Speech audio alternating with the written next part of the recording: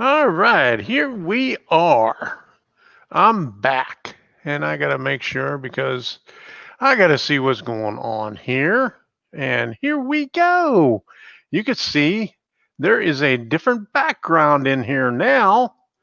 That is because I got everything taken out of the train room. So this is the train room. No more background.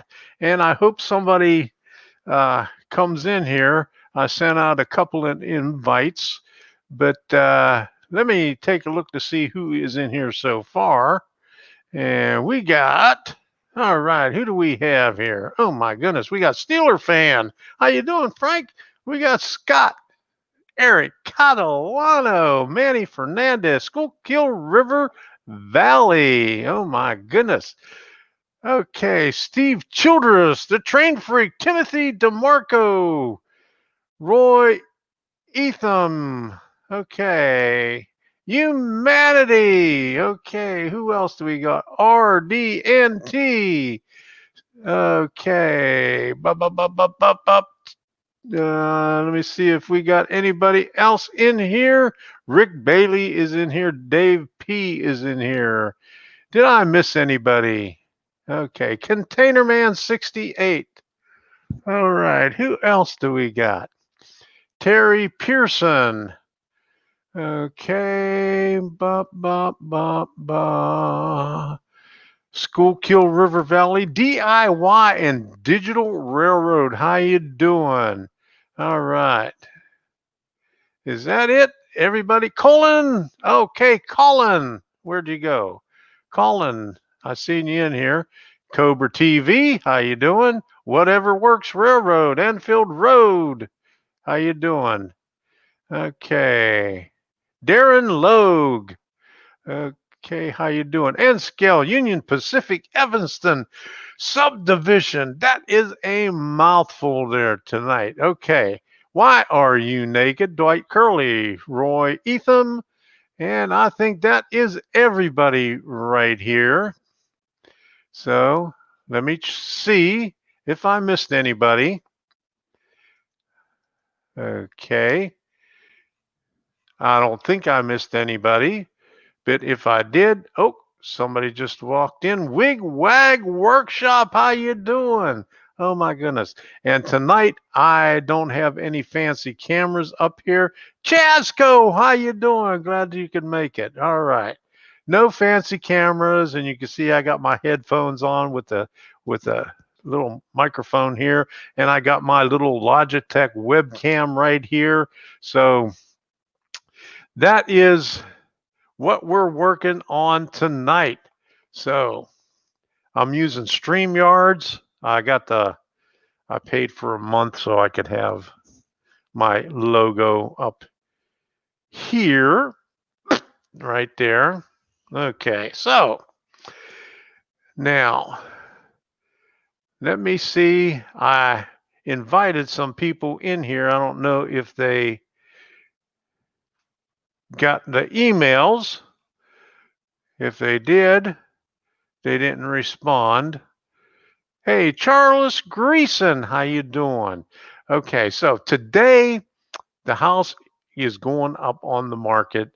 Pam was here this morning for 2 hours with her son taking photographs of everything, and hopefully they'll have it edited and on everything is going up tonight sometime. So I'm glad for that. We went to, where did we go? We went to, uh, I don't have my thing here. Do I have my thing here? Oh, wait a minute. I still got my thing here. My train of thought has left the station. Okay, so we went to Lake Placid and we went to, I still can't think of it. But anyway, we went and looked at a house or two and didn't find anything that struck our fancy. So we're still thinking about one that's near the racetrack. It's not too far from the racetrack, and it looks pretty nice. Needs a little bit of work. It's got a half an acre and a fenced-in backyard for Sadie. So we might make a offer on that pretty soon. But this is the train room. Can you imagine that? It's all clear now. There's nothing in here. And I wish I had pictures on here, but they're on my cell phone. And I didn't have time to upload it because we just got back from our trip about an hour ago. So I'm tired. And we finally get the rest because we don't have any more work to do. I finally cleared everything out of here. Everything is in storage. And we finally get to sit back and relax and worry about if somebody's going to buy this place or not. So hopefully we get this thing sold really quick. And so we can get out of here because, you know why? Because there is something. Wait a minute. I seen something in here. Where can I put it? Okay, you could have done a train room green screen. I have one, but I have to search it out in the in my all my stuff. Hey, I seen Vinny in here. How you doing, Vinny? Oh, he's saying hi to Jimmy. Hey, and there is Sparky. He made it in here too. All right. Put the train room back and I will buy it. Oh my goodness. Well, I got part of the train room and okay, how do I get rid of this one here? Okay. Okay, G-scale live stream. G-scale? What is G-scale? Okay. Okay, so anyway, I got a green screen background here, but I have to search it out in my files. And the Doritos are downstairs. I don't have a shelf to put my Doritos on. I got a receptacle right there. That's it. I just noticed that. And there should be a thing for a cable there too. Yeah, there's a thing. Oops, can't see it. It blurred out. There's a thing for a cable. Okay.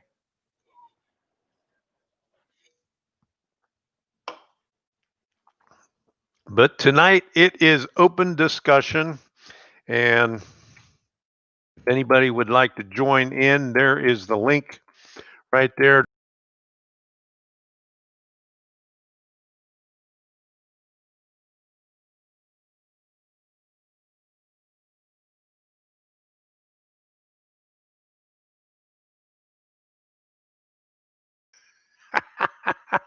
I got a little button on the side here, and if you click that, it takes you backwards. I got to remember not to hit that thing in there. I accidentally hit that, and it took me back to a different screen. So, anybody want to join in? There was the link. It's an open discussion. We ain't going to talk about anything. The only thing is I have a rant a little bit later. So, yeah, wrong button. Okay. Oh man, I see. Pilot in control. I see Scott. There he is. Hey, Tom. All right, turn your volume down, man. Okay, and move back a little bit. There Yeah. we go. There we Okay. go. Okay. Okay, that's a little bit better. Okay. Well, you don't want to see my whole ugly mug, do you? Oh, well, it's better than looking at your nose. See what's up my nose, right up my nose. Yeah. Okay. There you I tried my live stream there a couple of days ago on YouTube with my computer. It didn't work that bad. It didn't work that bad. I was testing things out. Okay. Hey, look at that. We got Midsummer Railway. Greg, how you doing? Glad you can make it here. All right. So I watched it. You had about 37 seconds of it. Yeah. It looked pretty good. So how was the sound? It was pretty good. When are you going to do your first live stream? Well, Tom, a while ago, a few days ago, I posted to either it was Discord or on one of the YouTube or whatever it was, and I mentioned that Amazon had lost a package. Well, guess what was in that package? The mic, the earphones, and the camera. All right. Hey, we got Timothy DeMarco in here. Let's do it this way here. How's that? That's a little bit better that way. All right. There we go. So it's just an open discussion.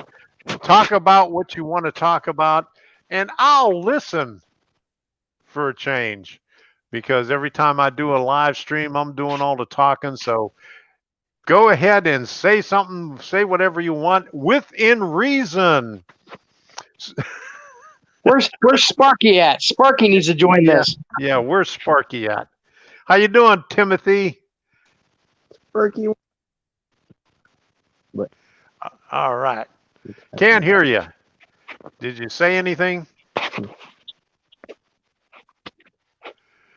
All right. So I'm surprised Heath isn't jumping on. I know. What was it like having to take down your railroad? It was terrible. I hated it. But the only thing about it is I'll be able to put up a new railroad whenever I find the new place. So what's your what do you think you're going to do in your new layout? I don't know. It's still up in the air. I'll probably do modules instead of the way that I had it up here. I saved the modules that I had downstairs, and I'm going to start off with that and expand from there. I was able to save two of the loops, one the Leakin Creek loop and the Rockwood loop. So I'll just have to figure out how to stick that back into the system with the modules. And don't know if I'm going to have a 1-car garage or a 2-car garage, but I'm looking for a 2-car garage. And well, if you get that house with the half an acre on it, then you could put a shed up. Yeah, well, that costs money. The 2-car garage is already there. Yeah. But we did look at one today. We tried to schedule an appointment for it, but we just did a drive-by. But they weren't available to show it today. But it had a shed in the back. It had a 12 by 30 shed. It only had a 1-car garage, but a 12 by 30 shed. But we're still looking around. We're undecided, but there is one place that we found last week that has a 2-car garage and with a half an acre, but it looks promising. See, you could put live steam out there. Yeah. Okay. Tell you what, Florida has a bunch of live steamers down there, though. Oh yeah, they do. Yeah, whenever I was up in Pinellas Park, they have I guess it's quarter scale or whatever it is. They had a bunch of live steamers up there. I got to talk to one. He had his locomotive out there. He just got finished running it, and I talked to him for about a half an hour. Got it on. It's on one of the videos that I got. So it's in there someplace in the archives. So the modules that you're making, are you going to be able to interchange them, or say if you went to a train show, could you take one of your modules there and hook it up, or are you just going to do a free for all? All of the above. It's more or less a free for all, but I'll be able to take it out. I mean, I'm not going to be able to interchange it, but I'll have say like number 1 here, number 2 there, and number 3 there. Okay, but I won't be able to do 1, 3, and 2 like that. Right. Okay, because I'm not going by any standards. It's my standards. Right. It's a way I want to do it. Exactly. Okay. Exactly. Yeah. All right. We got Jimmy DIY here. How you doing? Hey, it's like I'm looking at myself, another bald and bearded person. It's my like brother from a different mother. Yeah, it's like me when I forget to shave right there. Yeah, exactly. This is the bald guy show tonight. That up in the top left-hand corner, that's what we're going to look in 20 years. Yeah, bald is beautiful. That's just what I'm saying right there. There you go. This is actually the longest my hair has been in a long time. Well, see, up here in Pennsylvania, you can go to the barber shop, but they won't touch your beard because of the virus. Well, see, I just cut my hair in the bathroom, so that's just. I attempted to do that with my bald head one time, and I wondered where this red stuff was coming from. I cut myself, and I didn't even realize it. Oh man! Tom. Oh, sorry. That's okay. I wanted to talk to you about DCC++ EX. I'm getting ready to start experimenting with it, and I've seen that you've done some stuff with it, right? Or am I thinking of a different one? Here's the guy. He's on the team that's developing it right there. Yeah, that's why I commented about that to you, Jimmy, on one of your videos. Oh yeah, that was you. So now that I have my main channel back, I'm gonna be going full steam ahead with DCC++ EX. I'm actually my laptop right now is sitting on my project railroad that I'm getting ready to build, and I'm hoping to power it with DCC++ EX. So I was really excited. I just ordered the Wi-Fi little shield to go with it, so that'll be here. You got the Maker Fabs one, right? Yeah, I got the Maker. I think I ordered it from Robot Shop. Yeah, but it was the Maker Fab one. Yeah, so gonna check that out. I'm really excited about being able to not have a computer hooked up. Like that's the big thing. It works great. Whenever they first introduced that, I picked it up and tried it out, and it works really good. Yeah, Maker Fab's Wi-Fi Shield, you can only have 4 connections to it. So if you had more than 4 people connected to it, you won't be able to do it. But other Wi-Fi shields we're experimenting with may have better capabilities. Now, the cool thing about this is, Jimmy and Tom, you don't have to have it connected directly to your home network. It's completely standalone. You have the option to have it as an access point or connected to your router.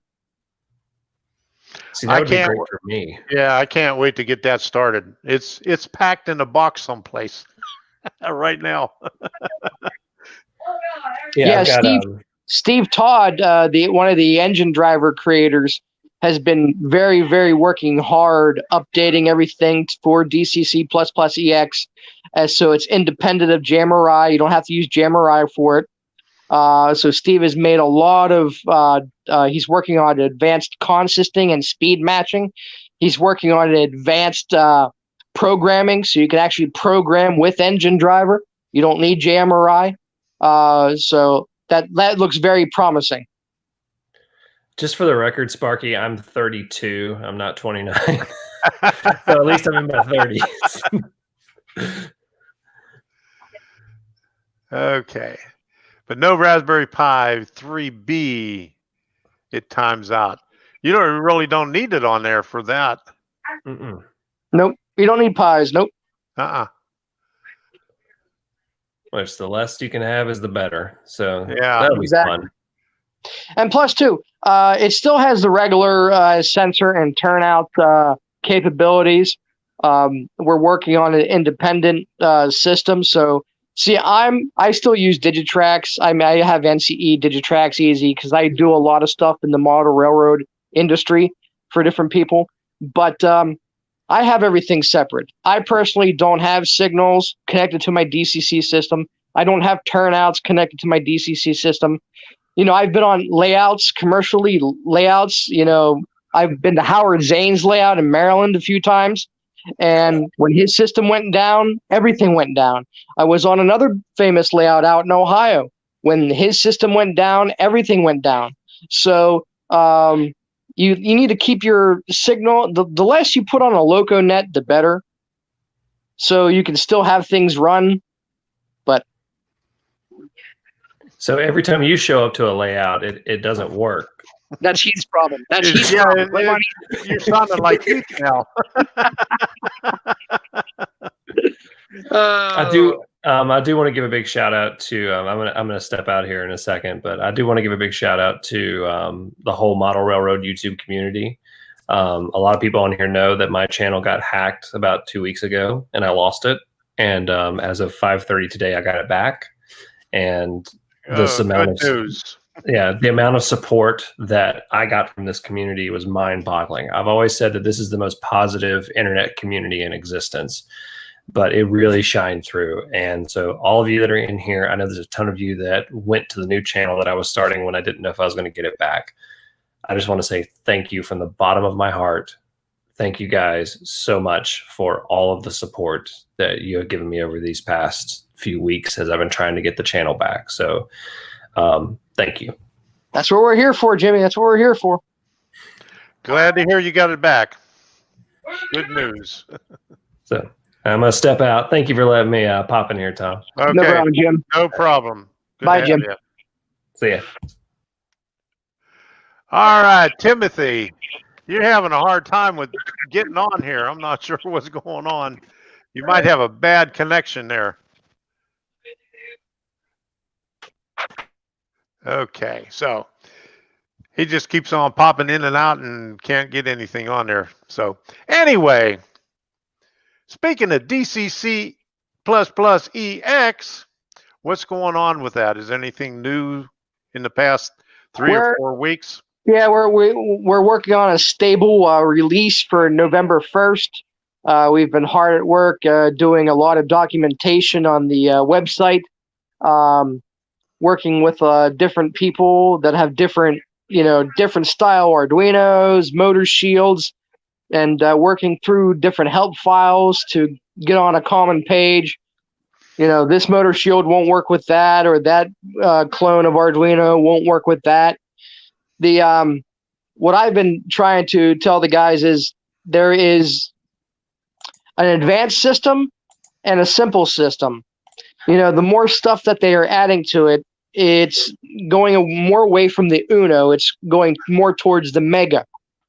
And in some places, in some countries, as you know, you can't get certain motor shields. You can't get certain Arduinos.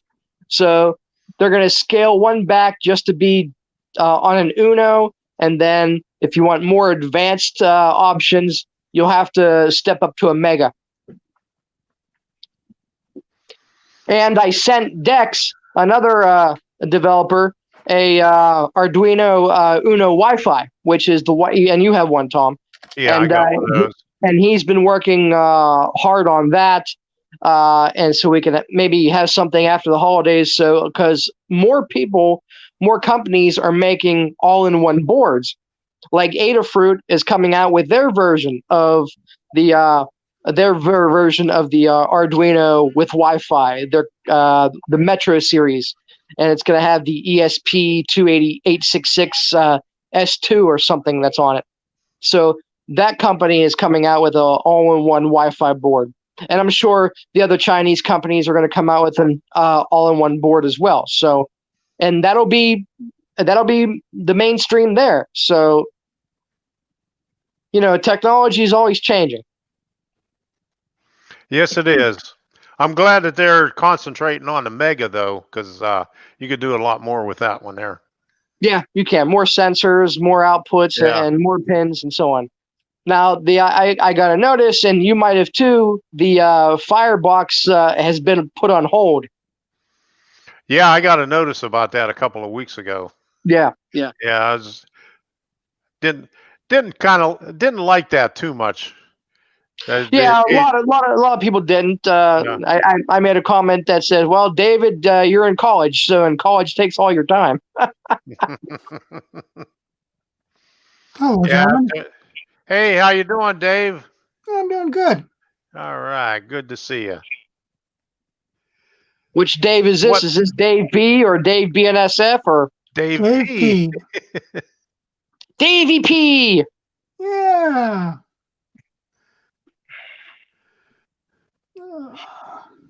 So I'm glad that he's working on the Uno Wi-Fi, because I told him about that a long time ago, that a lot of people were asking me about using the Uno Wi-Fi on just plain DCC++, and I'm glad to see that he's working on it. He said he didn't have one, and I fixed it. I sent him an Uno Wi-Fi and a motor shield. I said, you have no excuse now. Well, see, the Uno Wi-Fi doesn't use regular AT Wi-Fi commands like the MakerFab's Wi-Fi shields and the other Wi-Fi shields.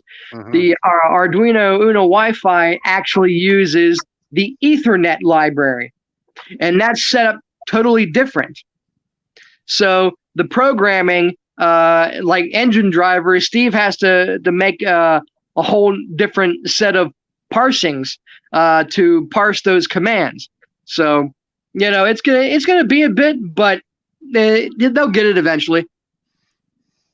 I hope so. Yeah, Roy made a comment over here about if they would come out with a Locos came speed match from the manufacturer right out of the box. That would be a good idea. Yeah. Well, yeah. See, you've got these manufacturers. Now, see, I'm a dealer for Digitrax, NCE, and different things. Okay, and the problem I have, and especially with BLI and MTH, there should be standard CVs for everything, and there aren't. MTH wants to do their own thing. BLI wants to do their own thing. Rapido does their own thing. Everybody is doing their own thing. And so it's tough. And nobody's on the same page. Everybody wants to be proprietary.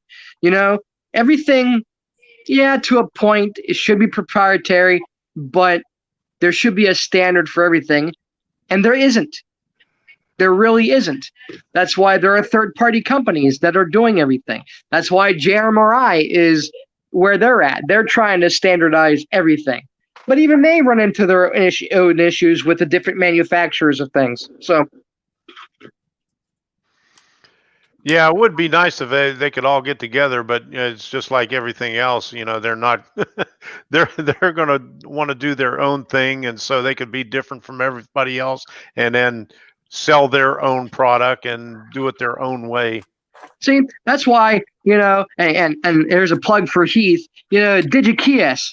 I'm looking at maybe getting that system and to play around with it. Because the only reason why is because I can use a Digitrax controller, an NCE controller with that base station, and there you go. And you should be able to somehow go, because around here, everybody uses Digitrax. On the East Coast, it seems when I go visit people's layouts, they use NCE. Down in the South, it's easy DCC because CVP is in the South. So, and I tell people, if you're in an area or want to go to a club, they ask me all the time, what type of DCC system do you use? And I tell the people, if you're around other local model railroaders, see what systems they're using. So if you go to their layout and operate, if you go to that club and operate, you have a like system. You won't be the oddball out. So you see what's in your area, because if you have an odd system like Easy DCC and everybody around you is using NCE, they're not going to be able to help you with your Easy DCC system. But if you have an NCE system and you have an NCE issue, then they'll be able to help you. So I tell people, get the system that is around you.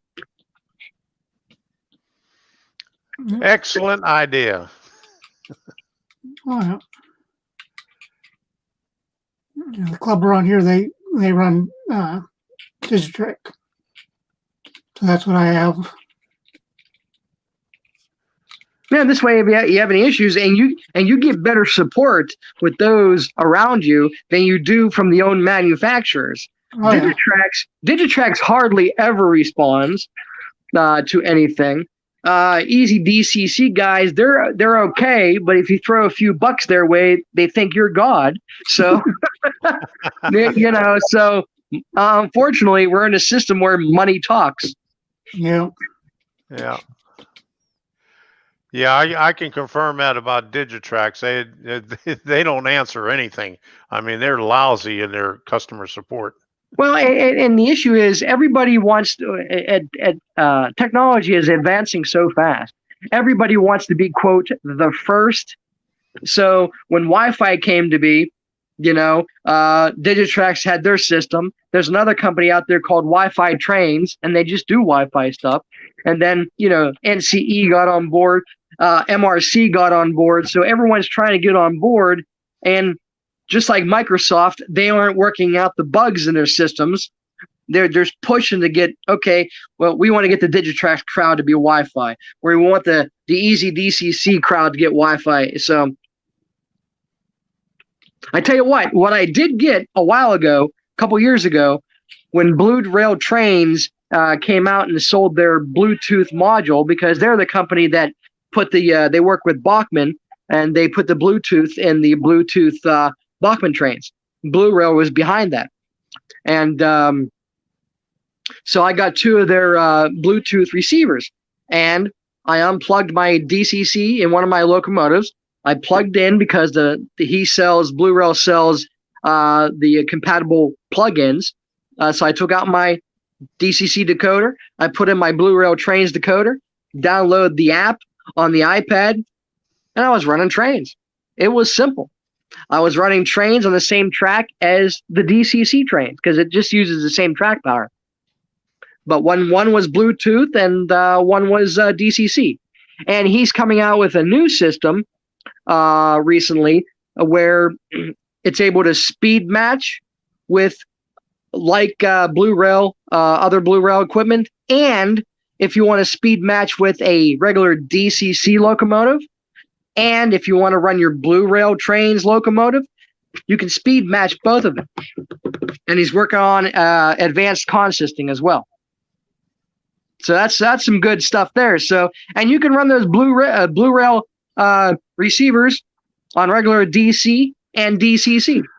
So if you had one Tom, or if I had one Tom, I could take a Deer House, your layout, and I can run it from my device on your layout. And it doesn't matter if it was DC or DCC. Yep. Yeah, there's a lot of clubs like the one up in North Fort Myers. They got Digitrax, and I know what's his name, Sacco, on his Jim Sacco. Yeah, Jim Sacco. Yeah. Yeah, on his club layout, the HO is NCE. Yeah, HO is NCE, and an N scale is Digitrax. Mm-hmm. So they got the best of both worlds there. Actually, I tell you what, or the worst though. Worst of worst worlds. Yeah, I tell you what, every system has its flaws. Every system has its flaws. And with NCE and Easy DCC, you actually have to give each throttle its own address. And so, if I wanted to take my throttle to that person's layout, they have to program it. And once it's programmed to that system, when I turn the wireless controller on, I can run trains. Now, if I go to someone else's layout and they have the same system, and I want to take my throttle, my address on their layout would be different, but they only have to program it once. I don't have to do anything with my controller, which is nice. I like that. But it's a different address on each layout. So, and then you have Digitrax. Everyone dislikes that slot max error that pops up every now and then. And there's a correct way and an incorrect way to dispatch your locomotive using Digitrax. If you have a controller that you actually have to plug in, even though it's wireless, but you have to plug in to acquire your locomotive. It's the simplex system. You've got to plug in the locomotive and hit dispatch on your throttle. So that tells a command station that locomotive address has been dispatched. Now, the duplex system is supposed to work without plugging anything in. And because it's duplex. Sometimes in the early versions of that system did not work correctly. The addresses weren't being removed from the command station. And then you had to go there and manually reset the system.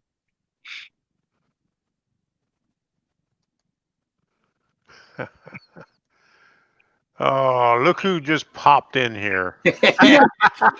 I've been lurking. I've been lurking. This broadcast starting to sound like a Discord meet. Yeah, it is. Oh, it's Discorded, all right. It's Discorded, all right. All right, I got a question for you, Scott. I have my JMRI set up on a Raspberry Pi, and I just recently got a networked printer, and I'm trying to set up cups, and I got no clue what I'm doing. Any idea? All right. What type of printer do you have? Is it wired or wireless? It's wired. It's an HP LaserJet 2035. I had to download some file driver. Yeah. I can't remember, but I got it on there, and I can see it in the web browser when I go into cups. But for some reason, when I tell it to print, it just sits there in the spooler and doesn't do anything. But yet I can print from all my other machines. All right. Cups is a little tricky. All right. Make sure everything is set up as PostScript. You can't use any fancy emulation or whatever. Make sure everything is using PostScript in cups. Okay. Maybe that's my issue. You've got the printer hooked directly into the Pi, right? No, printer is networked. Okay. Is it static IP or DHCP? Static IP. Okay. And you're trying to print from what? JMRI through the Pi? I was just trying to print my roster. Okay. But even a test page from cups doesn't come through. All right. Make sure it's PostScript. The driver needs to be set at PostScript. You need to make sure that it's shared. So try the PostScript part first. Okay. Now, number one, also check too, if you're in the Pi, make sure you do a ping. Can you ping the printer? I can ping the printer, yes. Okay, so there is communication. Rick, now in JMRI, when you print your roster, does it see the printer as one of the options? Say that one more time. In JMRI, or however you're printing your file, when you want to go print to that printer, do you see that printer in the option? Yes. As a matter of fact, when Cups did a scan, it automatically found the printer on the network. And that's what I selected. The only thing was when it listed the driver, it wasn't there.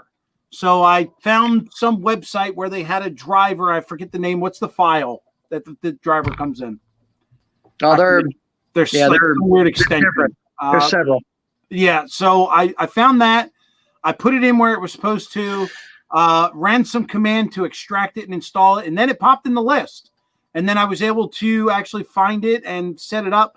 The only thing that I saw, or didn't see for that matter, was when I look at examples online, it always references the port 9100, and that is not in the setup. And I don't know if that's required, but when I look at the page, that's not there.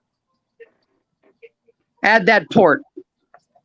That's the other thing. I can't, and I don't know. Well, I can't through the GUI through the web page, and I don't know enough about Linux to do it in code. Okay.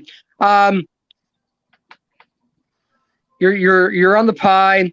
You should be able to see if you go to a terminal. If you know how to open up a terminal in the Raspberry Pi, you need to be root access. You need to find cups, and there should be a bunch of files in there. One may say setup, one may say drivers, one may say whatever. You need to find that file, and then it'll give you the configuration. There should be a configuration for all the printers that it has found or is there. You need to find that printers, and it'll have the, you said it was an HP printer? Yep. It should have something referencing HP in its configuration file name. Find that. Okay. And then open it up in an editor. You might have VI. So whenever you edit files in Linux from any console, really, you type VI space and then that file name, and then it'll open up the file in text mode, and then you just scroll through all the settings. You'll find IP addresses. You should have port numbers there, and if they do, there should be a sample configuration file as well. And if you can find a sample configuration file, then you'll be set. Just look at it, and then you can make the changes. But if you have any more issues, you can find my email address or my YouTube channel or whatever. There's several different ways to get a hold of me. We'll do. Yeah, I didn't want to take over Tom's stream here and turn it into a tech support line, though. Oh, no. I mean, before you can do that. That's fine. Before I started on the railroad, that's what I did. Before I started my railroad career, that's what I did. I was a computer technician, installer, programmer, and then I went to the railroad after that. But the computer stuff never left me. As a matter of fact, I still do web hosting, computer logo design, website design, email hosting, and did a lot of different things. So I can do the Microsoft stuff when it comes to Linux. I'm a little I'm a newbie there. Well, you know what? Speaking of which, Microsoft has stated that they're going to ditch their thing and go Linux. So we'll see how that works. Matter of fact, if you're on Windows 10 and you go to the App Store, you can actually download SUSE Linux. And I did that on my Windows 10 machine. And I tell you what, I mean, you open up a terminal or you click on the icon, the SUSE Linux icon. It brings up a Linux terminal. And you've got a Nix box right inside, and you can do everything. I mean, I'm putting it to its test now. I have a test web server going on it, test DNS, test email, and everything is working as it should. Nice. But yeah, I'll help you with anything you need on that fact. Yeah. Awesome. I'll reach out.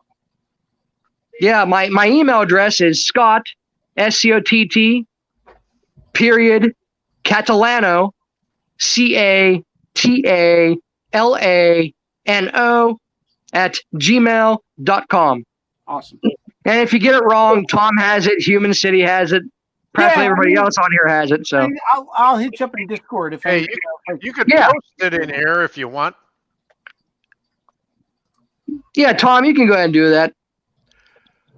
I actually had to shut the YouTube off on the phone here when I came over here. But okay. Scott, you mean you're going to make me? You're going to make me do some work here? Oh my goodness!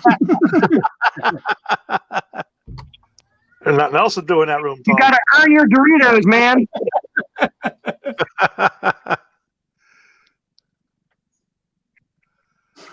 Okay, let me see.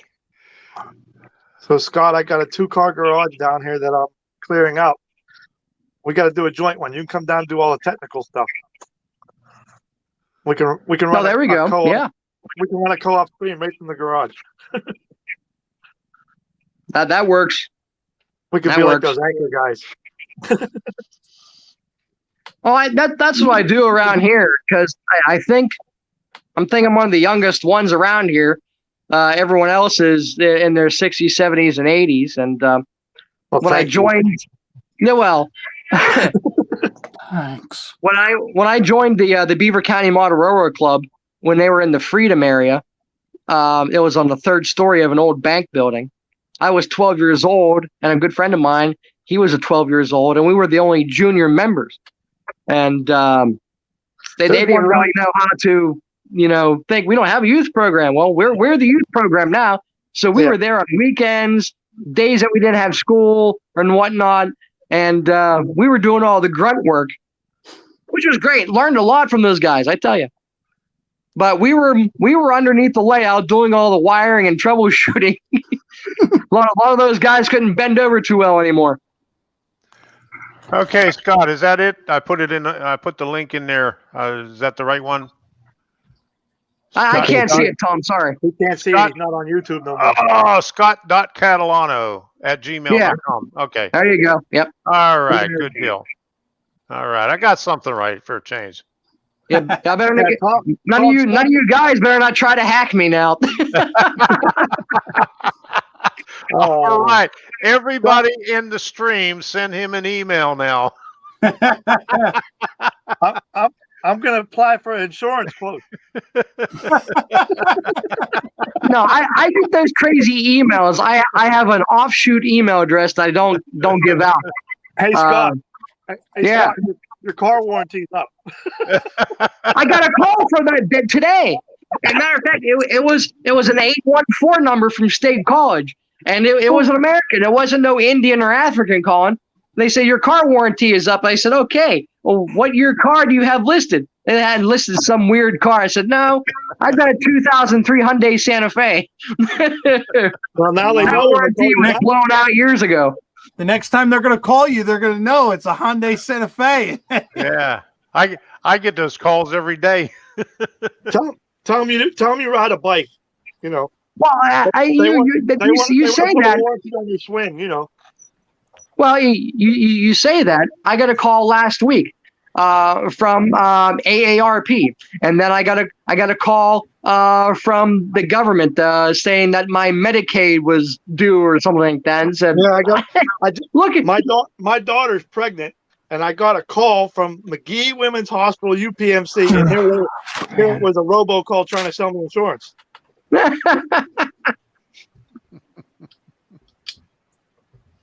Actually, that's a good hospital. My wife and I were down there when she was pregnant with my daughter. That's a good hospital down there. They do good work down there. That's the one my daughter's using, and I thought something was wrong. Why are they calling me? I don't know. Yeah. Oh, there goes he's sealing it. I mean, Scott's sealing again. Yep. Once the leaves are all off the trees down here, see. We thought that was his blind. We thought that was a blind on his window the other day. No, I'm right here. Ceiling. I'm right here. Oh, Now, once the leaves fall off the trees, I'm going to go put my camera. Yeah, that's my ceiling up there. Once the leaves fall off the trees here, I live right above the Buffalo and Pittsburgh Railway that goes from Butler to Newcastle. And right now there's a train going by, and but I'm going to put a camera out there and take some shots there.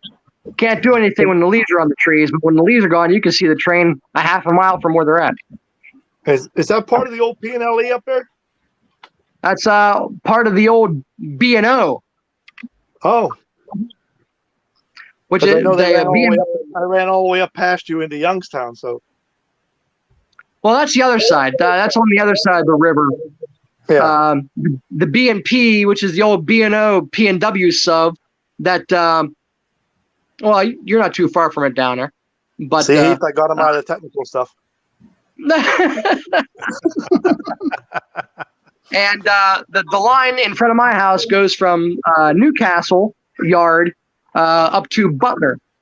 And then at Eden-all-Y in Evans City, then that goes down over through Bakerstown and goes to the comes down by the old J&L South Side plant down there when it was down there. And that's the P&W. Rail fan, you using a green screen because your head's cut off? What's that? Are you using a green? Your top of your head's cut off, man. Are you using a green screen or something? What? Oh, yeah. I changed my green screen a little bit. Wouldn't matter. Yeah, top of your head's disappearing. What? That's a green screen. I just changed my background to this. It's nice. That's what Tom needs right now. Mm-hmm. Yeah. Well, I caught that on Saturday. I caught that on Saturday at Phillipsburg. 6K4 Lehigh Valley. So, and Dave's quiet as usual over there. Yeah. You know what? You know what I'm going to do? I'm going to get myself a green jumpsuit. I'm going to wear it when I do my live shows. Once I get that far. I had my green screen, the portable one that you could fold up. I finally was able to fold it back up and put it back into the package. No, you never want to take it out again. It took me about 10 minutes to do it, and I was twisting it all over the place, but I finally got it. It's staying in there now. All right. Well, This is now, what you get with a green shirt. Nice. okay. So now, can you see my hair or not? No, Yeah. your neck. Can you see my hair? Can you see my hair? Nope. No. You look, hey, Rail fan, you look like Oh, one there of them. was one. Rail I fan, you look lost like my you're hair. Rail What's fan that? looks like he's trying out for Teletubbies. All you see is a head. I'm sorry. Well, you guys crack me up a lot. I'm 20. I'm only You look 17. like the Teletubby baby, man. Look. He's only 17. Uh-oh. He's Come not on. even legal yet. All you see is a head in the sky over here. It looks like the Teletubby baby there. Okay. Picture this. How about this? If you, okay, now Wow. now you don't see me. I wish Now Scott could do that. Okay, how about this? You can see part of my face. Can you see me? You know, or not? Can you put All I your see is all I see is a train. logo? This? I just no this. I mean, I just use a green screen. I use this one. I just I kind sometimes of figured change because it. you were disappearing. Okay, now you see mine. I don't have one. Okay, now let me shift and this. Yeah. And if you want to, and that's not all. If you want to change your green screen, that's fine. But I'll tell you, that's a close haircut, man. Oh, come on, it's just a haircut I got. No, I'm talking. Your hair's not there. Oh, that. Oh, My doesn't hair's matter. not here either. We What? know yours is not there, Scott. In fact, I've tried to It get my hasn't hair. been there for decades. I've tried to do mine a lot for the next 5 decades. In fact, I found something funny that I need to show. Check this out. You found my hair. Oh no. You probably bring had a that to hairpiece you? in that package you're missing. You probably had a hairpiece in that package you're missing, Scott. They Hold thought on. it was an animal and they sent it back. Okay, so this is what happens. Okay, this is what happens if you go to dinner like this. Just listen to the son. This is what happens when the son accidentally reaches over the table for pasta, and then the second you realize that dad freaks out.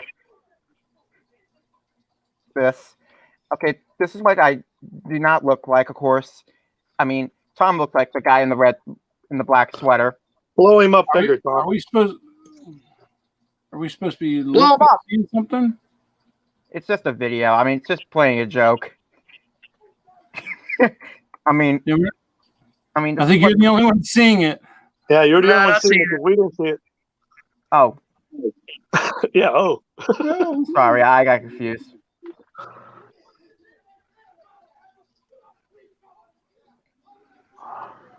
And then this. Okay, it didn't work. You got try- Heath over there. Could you try again? Is Heath over there? Yeah, he did it. He did it. I'm Blame it on you. And then this. Now we still ain't seeing anything. Heath's got to be over there. Oh, excuse me. Yep, he did. Oh, Yeah. Excuse you. Yeah. That's the wife's cooking. Well, I've tried several times, but I'm trying to usually get out of my house more often. But here's why. I'm 17. So Tom, what happened to that house you were looking at before that had the one we thought you were going to move into? There was Yeah. a couple of that I thought I was going to move into, but the offer didn't go through. I mean, I was outbid. Oh yeah, you said it had a loft or something or whatever. I have a loft here. Or what was the other one? It had a back building in out back. It had a what? You said it had a building out back or something. Oh yeah, there was one. Yeah, it had a building out back. The only thing is I'm qualified for a stick-built house, but not a mobile home. So a mobile home, you have to get a different kind of financing, and that was a mobile home on Take the like wheels off. 6 acres or something like that. Climb up underneath there and take the wheels off. So I would have to get different kind of financing for that. Somebody asked you in the chat earlier if you're going to go back to an HOA. Well, Everything in Florida has an HOA. Yeah, but not as bad as this one here. And I got a rant for today's HOA because we came home after spending we left about 11 o'clock and just got home at 7 o'clock and pulled in right up in front. And I got sick from what I saw. And I'll talk about it in a few minutes. No time like the present. Yeah. Okay, No, wait a minute. Let me see. What do we got here? I got something already made up here. Okay. Somebody say rant. Okay. Make yourself bigger, Tom. Rant. Yeah. Okay. Rant. Now, here we go. The HOA, I always have something bad about the HOA, and they've gotten really bad today. We came back from Sebring, and Debbie was driving, and we pulled up, and all the plants that I had in there, I had 2 ponytail palms. I had some other kind of plant. I don't know what the name of it is, but it had real nice leaves on it, nice big leaves on it, and it was really decorative. And the Tears of India and a bunch of snake plants all over the place. And they were all gone. And they put these schifferleras in there and these other bushes with red flowers on it like they did the rest of the community. And I was just sick. I mean, they didn't give me any violation for any of that. They said just trim it back, and here they go. And they just cut everything out. So they could just go in and rip your stuff out. Yeah. I'd ask them for it back, put it in pots, and I want it back. Yeah, well, they're real assholes here. I mean, we had a good HOA for. That's not an asshole. Holy cow. We had a good HOA for the longest time, and then they had some new members that are on the board for the last 2 years, and they just turning this place into the crap. I mean, the last letter that we got a couple of weeks ago, I forgot to mention it before when I did my last live stream, but they sent a letter out saying no Christmas decorations, none whatsoever. No Christmas decorations. Let me get this straight. HOA means you voted them in there, right? Yeah. Well, no, not really. If they're uncontested and they must know Nancy Pelosi. Yeah. I reclaim my time. Joe Biden, man. Yeah. But anyway, that's my story, and I'm sticking to it. Okay. But that's my rant. But that's terrible. But I'm glad I'm moving out. If I was down there, I'd be putting Christmas decorations. I would be kicked out. I wouldn't be surprised if everybody put up Christmas decorations this year, even if they never do they did by before. chance wear rags on their head? Yeah, I don't know. Even after you moved, is that gated community? It is now, yeah. Originally it wasn't, but about 3 or 4 years ago, they put gates in it. Oh, I'm gonna say I'd come in there in the middle of the night after I moved out and put wreaths everywhere. Yeah, really. I'd join you.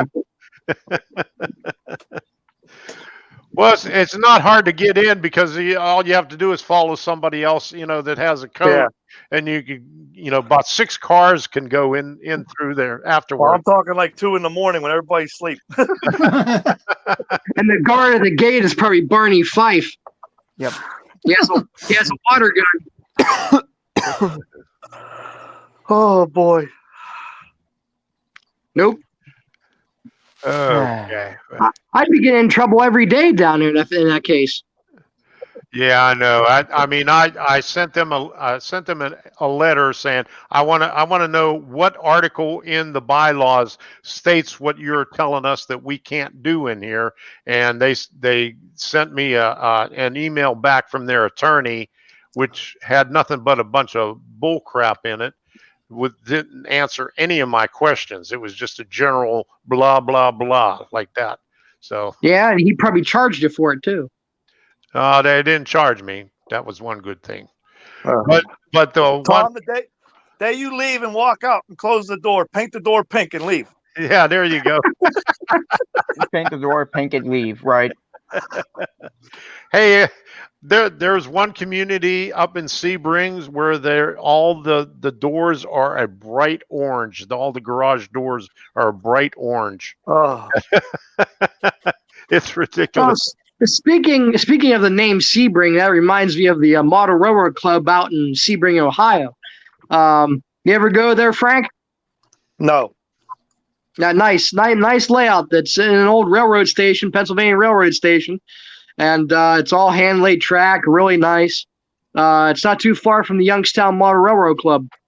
My wife and I here pretty soon. I'm going to go for the first time ever. I'm going to go see Horseshoe Curve pretty soon.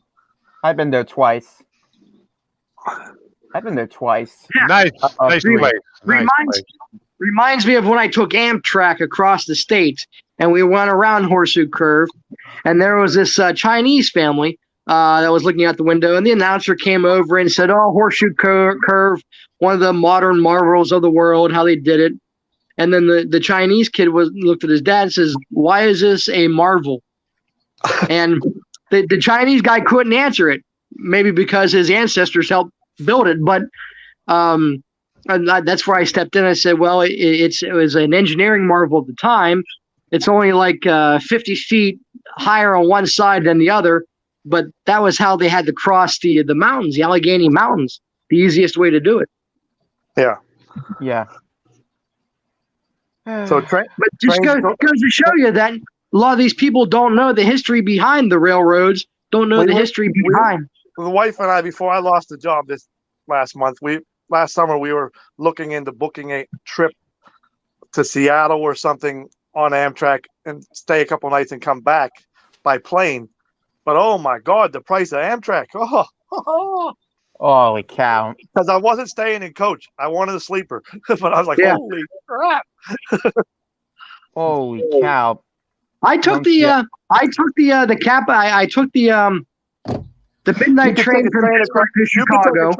You could take a train all the way across Europe for a quarter of what they want you to go across the United States. Right. I took a train back in '97, the year I graduated high school. I took a train from Pittsburgh to Chicago, and then stayed over in Chicago. And I took the Southwest Chief from Chicago to Los Angeles. Met some relatives. I came back. But it didn't cost that much then, but I want to see Chicago Station. That's another thing I want to see. Well, let me tell you one thing. I laid over in Chicago, got there at 9 o'clock in the morning. I stepped 1 foot out of the station, and I went right back inside. And you thought Pittsburgh was scary at nighttime. Chicago was worse. Pittsburgh, I found a corner in the station. I got a corner in the station. I stayed there all day until my train was ready at 5 o'clock at night. A guy from Fresno, a guy from my church took me to Yosemite in the wintertime, which was beautiful. But coming back, he had to go to a different part of California for a wedding, and he dropped me off at the Fresno airport. Well, my flight was something wrong with my flight. I had to wait till the following morning. So I walked around Fresno all night. That was not bad at all.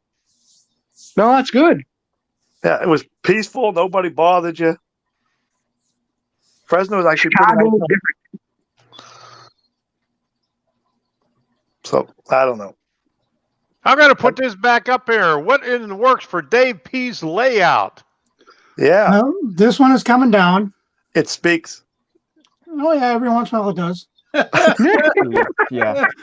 The wife wants this room, and so I'm going down to another room in the 4th level. Our house is the 4th level, which is about 5 feet wider, no longer, and about 1.5 feet wider. You're going to use a helix? Yep. What's a helix? Moving on.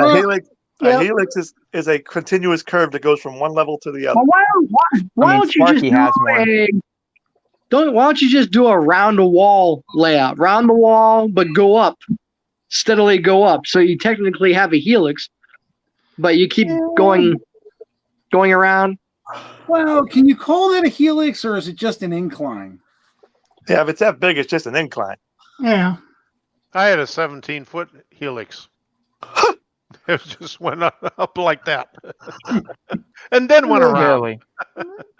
Call it an incline. I don't have one. You're lucky. Stay away from them. Yeah, God. they're evil. They're evil. Oh God, somebody crushed my dreams again.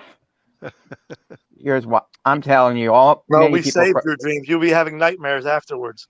Well, the club that I belonged to had 2 helixes. They were both 3 tracks, and they were 10 levels each.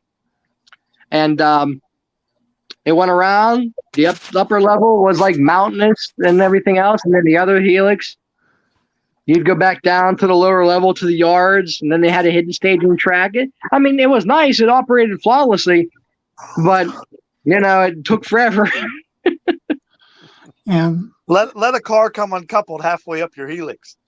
They had a live load coal train dismantle itself in the middle. And the entire train had Katy couplers and metal wheels. And all you heard was, during one of the club operating nights, all you heard was this like a continuous Yeah. And it came down. The helix was built so good, the train didn't derail until it hit the yard. And then just got out the shop back. You got out of the shop again. Come on, man. Why would you always do that? There was a guy on YouTube that tested how many cars his loco could pull up a helix, and finally it let go. I mean, if you build them right, and these were built, and these 2 helix were built by a draftsman, an engineer. It don't matter how smooth, how perfect your radius is, how these perfect ones, I tell you what, these ones worked flawlessly for train shows. They're only as strong as the next coupler. Well, yeah, that's true. But see, our stuff was very stringent. They had you had to have Katie's on everything. You had to be correct NMRA weights. I mean, this one guy, old fella, he's dead and gone now. But before train shows for the Christmas season, he had his 4x8 table set up. He had his postal scale there. And if your cars didn't make weight, he gave extra weights. If your cars didn't have the KD5 couplers on them, he gave you couplers put on. If you didn't have metal wheels. So he was all right. And he would test them. He would literally test them there on the table, make sure they were all correct.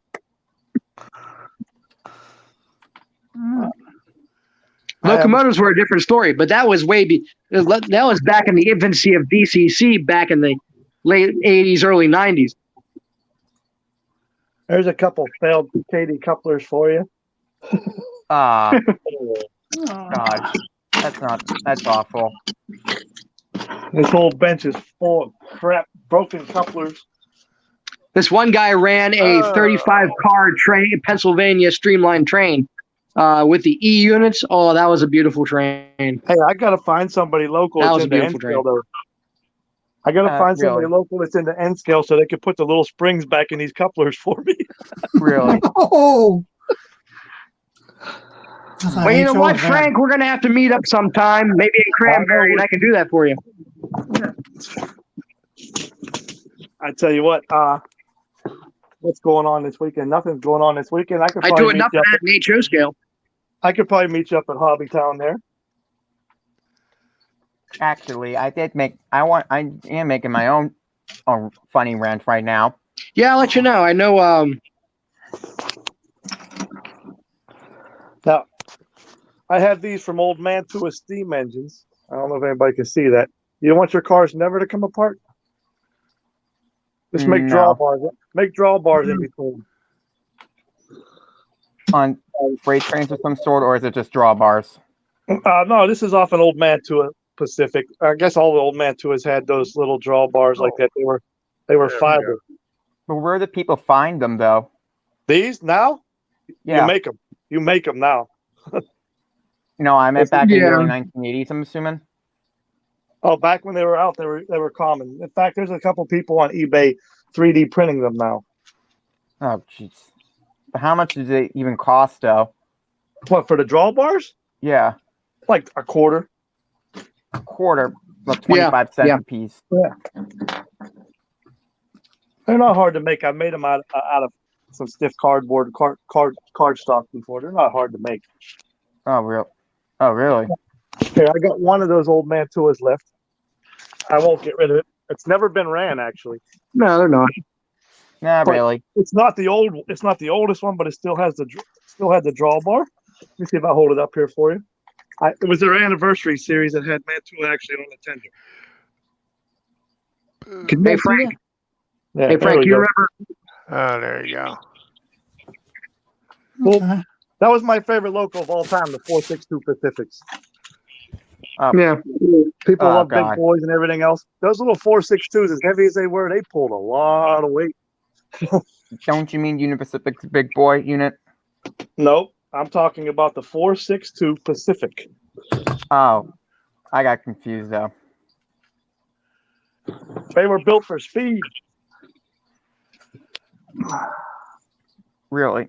Built But for speed. on a DC, if you're running DC, because those Mantuas got the open frame motors in them, they're impossible to put a decoder in. They're grounded right to the frame.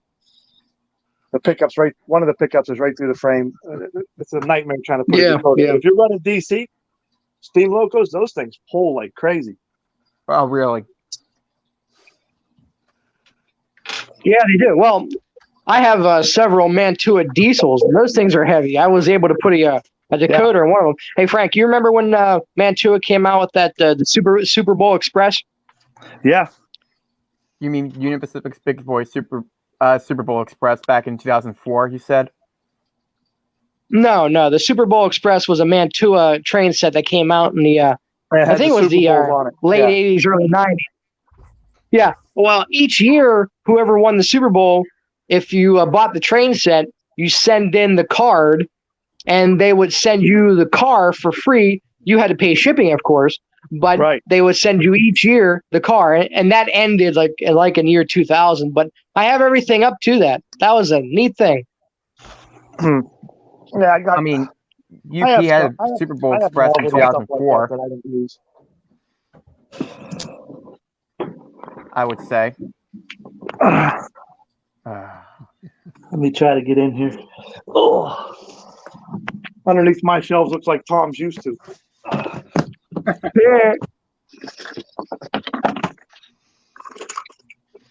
Yeah. What? I got novelty stuff that I don't. I'm trying to hold it up to a phone. This is impossible. Okay. Blow it up, Tom. There we go. Pittsburgh. I got novelty stuff that I don't use. Oh, an NFL. Yeah, it's AB unit with 3 passenger cars. I never use it. It just sits underneath there. It's DC. Well, you never say I came with fries and a medium drink, of course, from McDonald's. Here's why. Somebody would like to lend me like $50 to like $75 for me to spend at McDonald's for the next 24 hours, of course. You eat that much of McDonald's? Why would you want to do that? So that way I can have food for the next 2 days, for the next 4 to 5 days. Hey, did you get my message, Scott? The other day about cardiac arrest. Heavyweight. Why? I sent you a message about the streamlines that I'm getting rid of. That I showed you before, and I didn't hear back. They have the you added the light boards and everything to them, right? Right. They had the finished interiors, but I put the light boards in them, which is nice. Yeah, those light boards were like what, $20 a piece? Yeah, $15 a piece or something. There's 1, 2, 3, 4, 5, 6, 7 of them, and I'm asking $30 for each car, and they've never been on my layout because they jumped the radius. Well, yeah, man. The problems are with those, and I have. You said those are the mainline series. I have a bunch of Pennsylvania's mainlines, and you know what the problem with those cars are? What? Is the trucks. If you take the trucks off, there is a big screw head that sticks on top of the trucks, and it hits the side of the frame of the car. Oh, on an really? 18, 24, 32 radius. Those things, okay, why they did that? So I've had to take the screws out and use smaller KD screws. Look at mine here, Scott. Plus, the wheel detail also hits the other side of the car when it turns. Blow that up real quick. So I've had to see where the coupler shave off some of those frames of the cars. The coupler hits the. I can't. There it is. The coupler hits the. Dang! I hate working with my phone. I can't wait to get my tripod up. But you see how that's hitting there? Yeah. Yeah. So it will not go around an 18, and I didn't read it on the description. It needs at least a 22-inch curve. Yeah. Well, I've also had to take the couplers out of those things and use the KD long shank couplers. Yeah, when you put the cars together, they don't look whatever. But if you have the diaphragm, if you have the diaphragms on them, it hides that fact. Yeah, these have working diaphragms on them. Yeah. But yeah, I got the whole line of cars there. If you go on Hobby Link and look up those cars, that's where I actually got them, from Hobby Link. Yeah, those cars are usually like $50 or $60 a piece, or at least 40 or whatever. They got them for 30 right now on sale, but I'm going to sell these for 30 with the lighting already in them. Exactly, because the lighting board's like $12 to $15. Yeah, that's the easy peasy stuff with the wand. Yeah.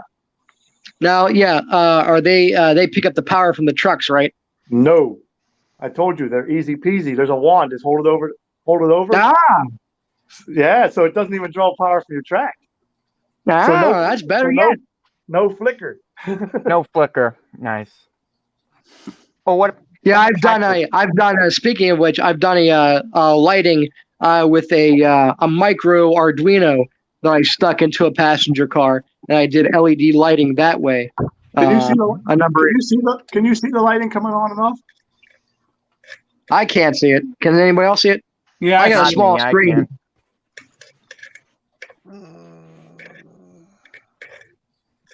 Yeah, it's done with what's that called? A little wand. A little wand. Yeah. Yeah, but what's the sensor that's inside? It's a reed switch. A magnetic reed switch. Reed switch.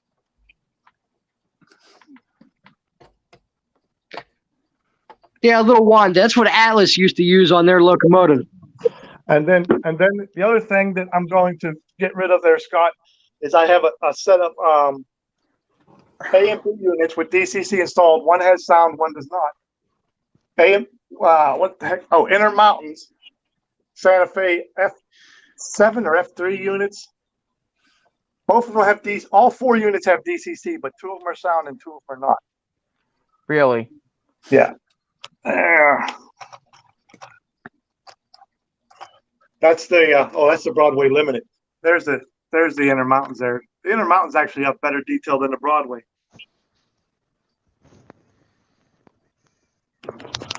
But yeah, since I'm not looks like old Tycos. Since I'm not running those passenger cars, I'm not going to keep those head in. Don't blame me there.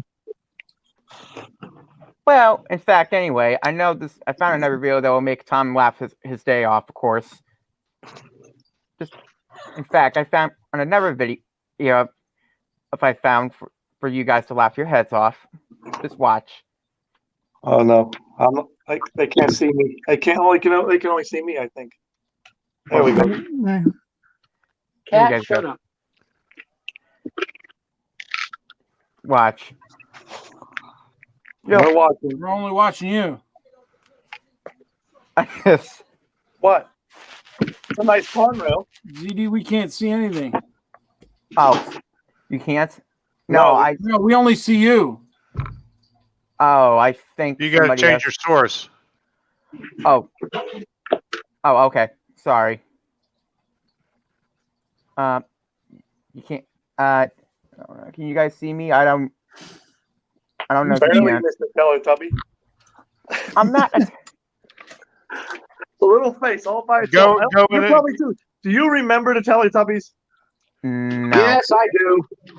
Okay. In the beginning of the Teletubby show, they had a little baby's face up in the sky. Yep. That's I remember. And that's all we see is your face. Go to Take the your green shirt off. cam mic icon. You know, the little gear, and go to your camera, and then change it from there. You could change whatever you want to, if you want to do a screenshot. You mean like this? No, Just not like the this? green, not the green screen. But if you're watching something or you got a video on there, you could change it to that. Like that. Keep that No, I on. think he's got to hit the share screen. Next to the gear at the bottom, there's a button that says share screen. You click on that, and then Tom has to approve it. I did. I already did. I hit the share screen. All right, and then Tom's got to let it up there. All right. I don't see it here. Tom, you should see it at the bottom in the basement. Okay, here we go. It's like another video. All right, there we go. There. All right. It's not like it's, yeah, don't say that. It's not. It's that. Why would you say that? Why would that? Don't talk to guys like that. Okay, so this is what happens. You got some kid. You have some kid doing rapping, and his dad does not like making this. Just listen to what his dad say. That. Why would you say that? And then next thing you realize, Who made this? It's a rap. Suck on my art. Suck on my dad. It's a dick. And then this, whatever happens. So I had to say that. Okay, so Tom, I don't know if you can see this. This dad wearing his sunglasses and I'd yell at him too. like this. That's funny. It's hilarious. It's that. Why would you say that? And then this. Why would you say that? That. Okay. All right. Thanks, CD. No problem. No problem. All right, Andy. Thank you very much. I don't have all the bells and whistles on this one here, so thank you. Yeah. Thank you for the super chat. Yeah, there you go. We like the super chat. We like the super chat. With that. There we go. All right, good deal. Is that one guy that has the crazy cats on here? Every time you play the music, the cats go nuts. Oh, that's that's Rusty. His Hell yeah. I'll wake up his cat. Let's play the clown song. Anybody got a clown song for Heath? Oh, I don't have. Yeah, I have it too, and I don't. Oh, Nope. oh, hold on. Now you got me doing it now. So hey. Send in the clowns. No, just send in Heath. I gotta see if I can find that song on here. I'm surprised nobody's calling him Heathcliff. You remember that cartoon Heathcliff? Oh yeah. Old MRC for you, Soundmaster 2.0.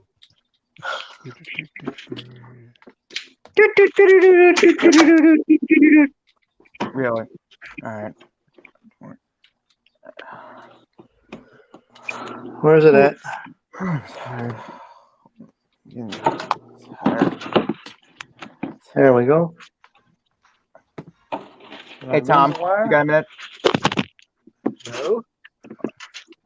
Wrong one. Wrong one. I don't know why you're here on this planet. Yeah. Find anything interesting? There we go. Is it Dave? Dave, you're still here. Yeah, I'm still here. All right, there you go. All right. Yeah. Nice. Oh. There's the sound effects. All right. That's the old rail master there. I actually gave that to my grandsons to drive everybody else nuts. Yeah. Oh yeah.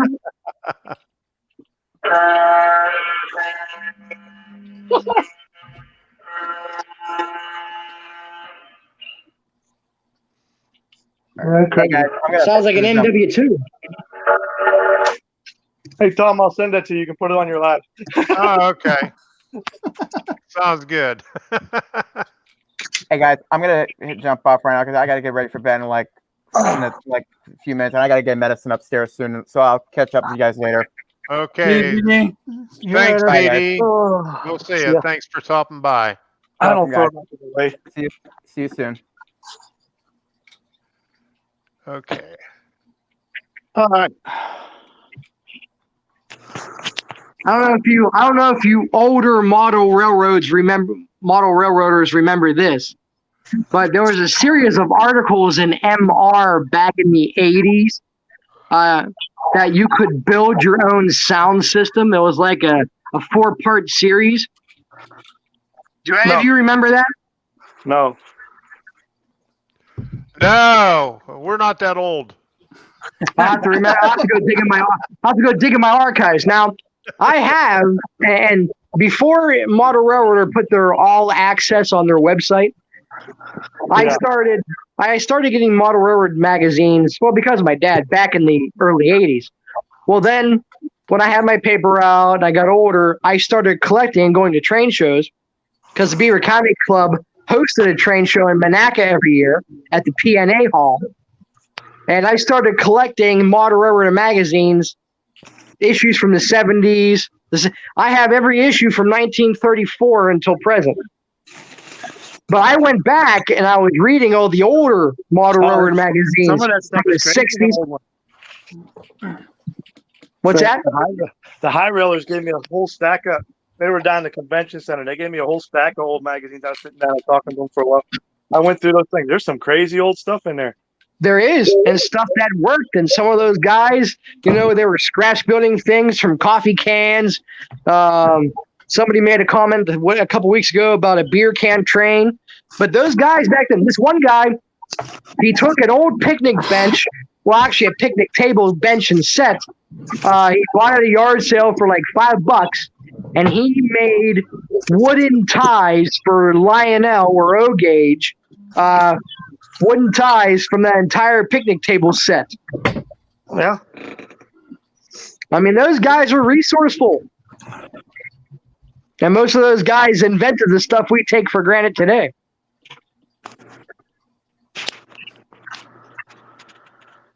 Oh, boy.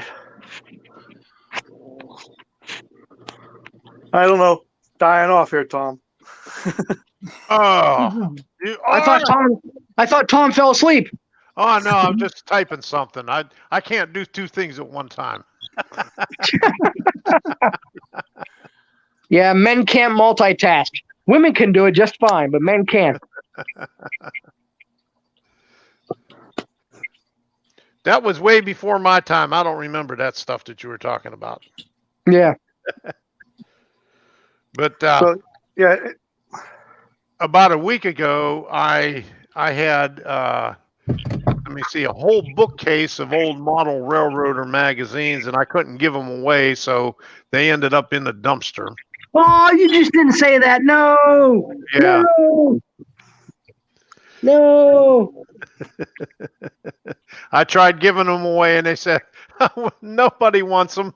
No, we just give them away anyway, at the train shows and stuff like that. So yeah, it's true. That's how I got my high railers. They were just giving them away. Yeah. And I was sitting there talking to them. Even once they closed up, I guess the people that run the place thought that I was part of them. And I'm sitting there still talking after they closed up, and I just helped them pack everything up. And they're like, "Hey, you've been reading the magazines all day. You want to take them with you? Take them with you."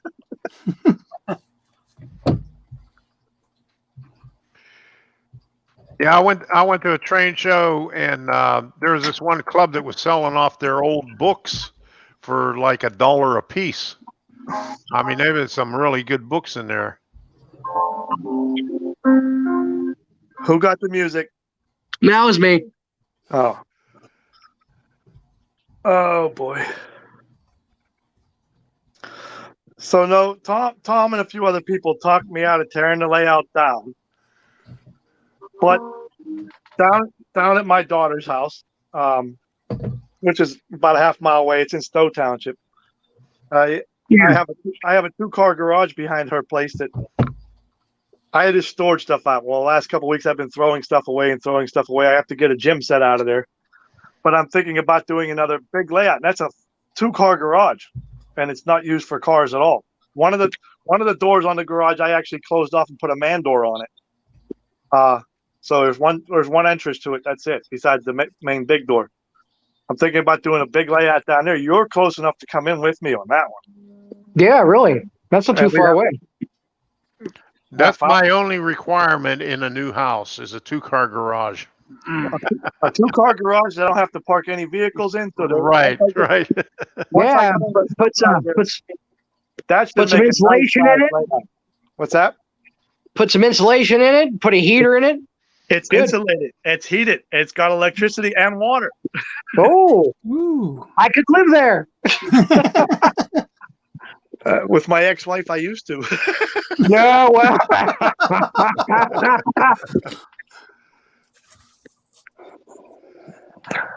I disappear. She wonder where I'm at. I'm in that goddamn garage. Yeah. That's like when I started on the Union Railroad. A lot of the guys I worked with, and Tom, you could probably attest to this when you were on the MCR over there. But a lot of the guys I worked with were either single, divorced, separated, never married. Well, you just ran down. You got to be in that category.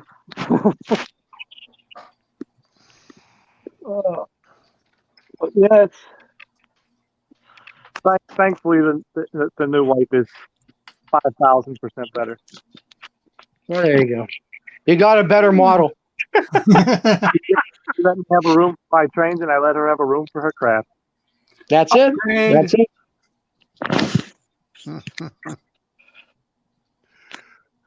I don't know. One of my friends, I think he's on number 5.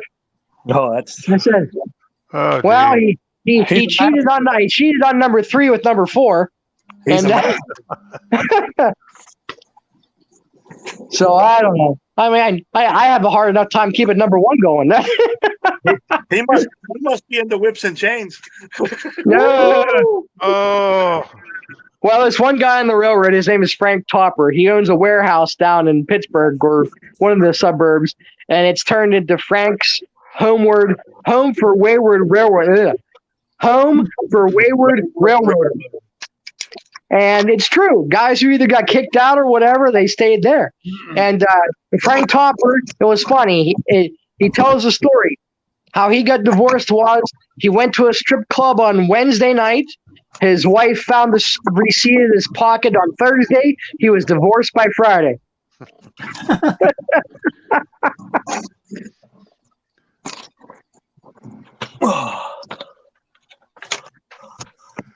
What is that? Happy wife is happy life. So, yep. Scott, you remember the problem I was talking about before with my MRC protege not addressing the program track, right? That's correct. Okay, so I sent it back to them. I got it back last Friday. Yeah. I hooked it all up. I tested it. The program track works. The main track works. I'm running 3 trains around the layout. I go and do something real quick. I come back. Everything's still running. I try to stop the locos. They won't respond. I'm like, what the heck's going on? So I go around the other side of the layout, grab the other controller, figure maybe that one came unplugged somewhere around the thing, and still no response. I go down to the control box to see if it's plugged in, and there's smoke coming out of the box. Ah! Ooh. Uh-oh. Yeah, so I call MRC back. I said, what was the problem with my box? Because there's only one guy that works on those DCC transformers of theirs. Right, and right. He said it was a problem with the circuitry for the programming track. I said, well, we got a bigger problem now. I said, I've had it back on hooked up for about 10 minutes, and now it's smoking. You can smell burnt electronics. So he paid for the shipping this time, and I sent it back to him. They received it today. But I wonder how long I'm going to have to wait for it. He might as well just send me a brand new unit. Yeah, I mean, if you got smoke, man, too bad it didn't show any melted plastic or anything. You should have taken a picture of it. Well, you know what? That's funny. I almost had a fire on the layout. I bought a Bachmann with Spectrum with wow sound in it, and I got another one as a replacement. Thank God. But I hooked it up. You have to take the tender apart to hook the drawbar in it. Right. Put it on the track, turned it on, and immediately, and it was all on the track. I'm very particular about that. All the wheels were on the right. Immediately, it started smoking, and I picked it up, and the wheels fell off. It melted. Wow. The wheels fell off the tender. So I don't know if they wired that tender wrong in there or what, but I called and they said send it back, and I sent it back, and I got a new one. I had a similar thing back in the middle to late 90s. There was a DCC system called Rail Command 2000. You guys remember those? It was made by Atlas, I believe, at the time. I think it was Atlas Command 2000 or something. But anyway, it was a little box, and it had 2 tethered controllers. It had sliding things on it, and it was sent with a starter locomotive, and it had their own receiver in it. Put it on the track. I followed the instructions correctly, and the program track, they sent you a resistor with it because you had to put a resistor between the program track, power, and the command station. And I followed the instructions, strictly. Right. And I put the locomotive on the track. It ran. It was going around the loop 3 or 4 times. It stopped, and all you heard was a bzzz. And then I saw smoke. It actually melted. It was a Union Pacific F7 locomotive. That was what they were sending with all these units. It was an Athearn engine. And they put the decoder in it, and it melted the Union Pacific gray shell. It melted right in the back where the steam generators would be. Yeah, that was all soft plastic. It got melted. Took the shell off. The board was toast, everything. I sent it back to them, and they sent me another one. Yeah. That's what happens when they got 7-year-old Chinese kids assembling them.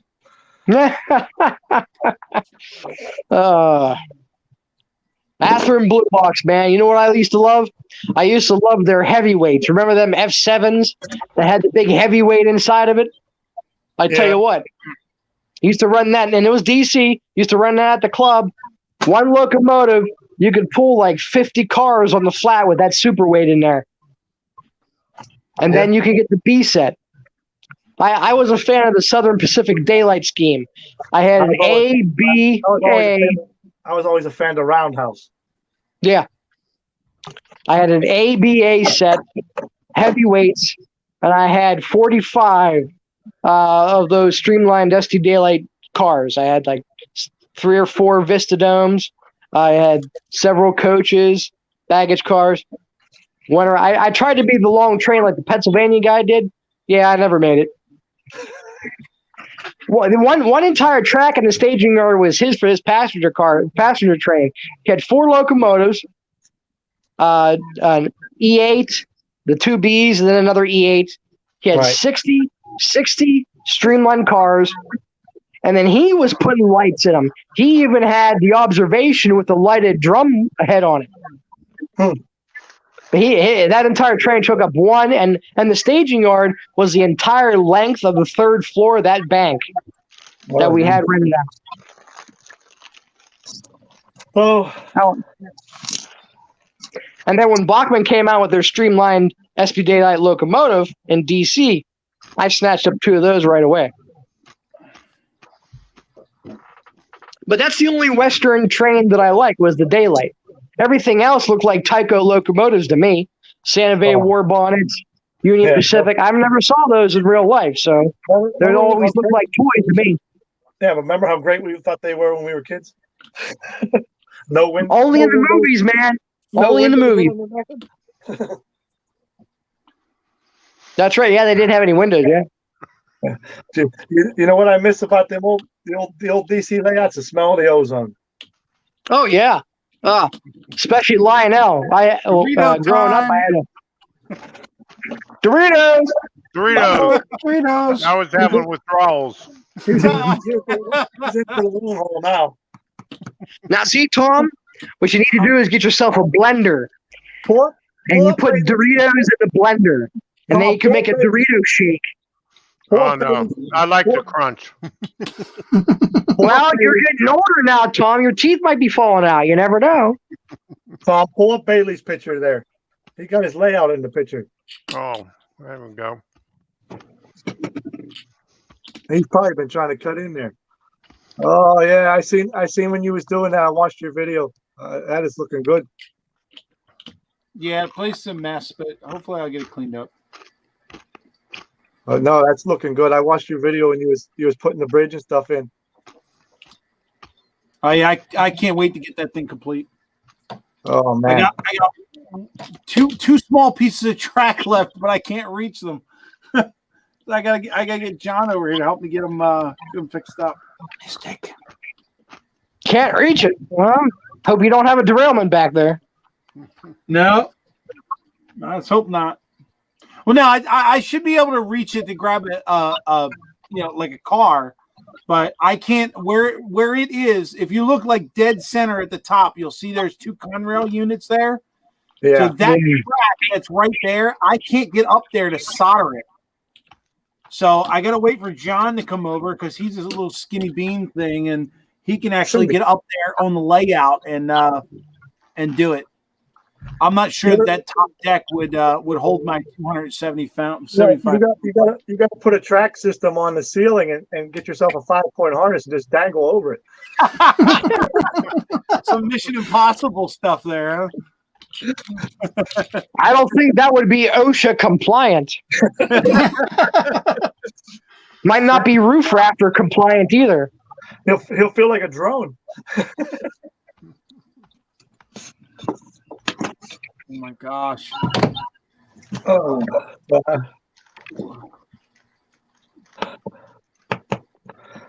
Yeah, until I get my controller back, I can't play with trains. So. Well, I can always play with other things. He'll come up to bed later.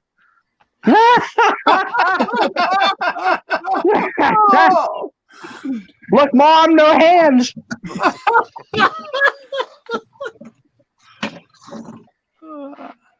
We had a girl on the basketball team that she could dribble the ball without her hands very nicely.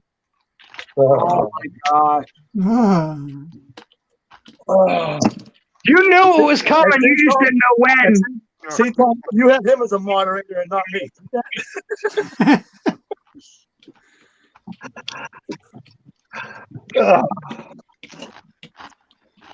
Some of you guys make me shake my head sometimes. We still have viewers. Well, I must say, being back then, being the only junior member in the club, all those old guys watched their mouth. Of course, my dad would come and of course he knew half the guys in that Motorola club from the steel mill days. One of the guys was the old mail delivery person. But anyway, those guys, I swear, I never heard a foul word out of their mouth or any off-color jokes, at age 12. But when I was 15 and 16, they were letting the lid off just a little more looser. And by the time I graduated high school, it was down the tubes from there. Yeah, that's where you got it all right. So, not me. I was a nice little choir boy, I got in trouble with everything. So did I. I was quitting. I was joking.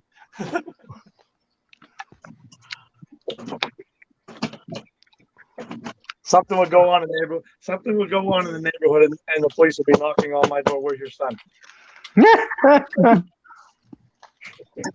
Somebody shot a BB gun through the factory window. It was not me. He tried to come take my BB gun, and I gave him the Second Amendment. And I used to shoot birds. No, I had a BB gun, and the cop knew it, but I did not do it, and because I had gotten in trouble with it before. And he knocked on my door, and being a little smartass that I was, he said, "Frank, I want the BB gun now, and you're getting a fine." I said, "I didn't do it." He said, "Well, I know you have a BB gun. I want it now." I was like, "I have a Second Amendment, don't I?" Can't prove anything with a BB gun. I said, "I didn't shoot it until you prove I did shoot it. You ain't getting my BB gun." And the officer got mad and actually left. It wasn't nice 10 years later when he pulled me over for a traffic citation. Yeah.